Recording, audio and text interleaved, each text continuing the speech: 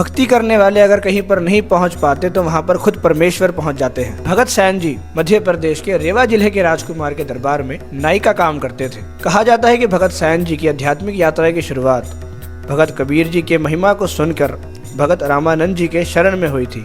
आज श्री गुरु ग्रंथ साहिब जी महाराज जी के अंदर भगत सैन जी के निर्गुण भक्ति से प्राप्त की हुई आध्यात्मिक अवस्था का सत्कार सहित वर्णन किया है। नामदेव कबीर त्रिलोचन सतना सैन तरह, कहे रविदास सुन हो रे संत हो, हर जियो ते सभय सरह। भगत लहर के प्रभाव से उस परमात्मा के मार्ग पर चलने वाले भगत सैन जी दिन के समय शाही दरबार में जाकर अपनी किरत कमाई करते और रात में आकर उस परमात्मा की भक्ति में लीन हो जाते। एक समय साधु संत भगत सैन जी के घर पहुंचे।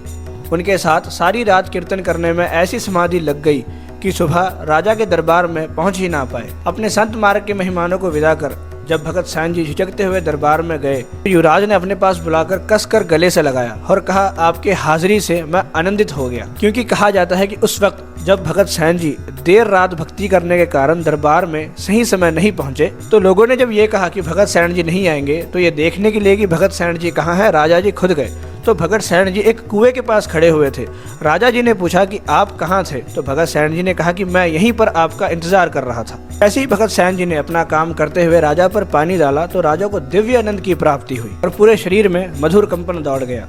एक क्षण के लिए तो राजा जी को श्री कृष्ण जी के दर्शन हुए और ये देखकर राजा जी स्तंभ रह गए। देर रात परमेश्वर की भक्ति करने के बाद जब भगत सैन जी दरबार में आए तो राजा जी ने गले से लगाकर कहा कि आपके आने से मैं आनंदित हो गया हूँ। और ऐसे ही इलाही ज्योत से प्रकाशमान हुए भगत सैन जी को उस राजा ने अपना गुरु बना लिया।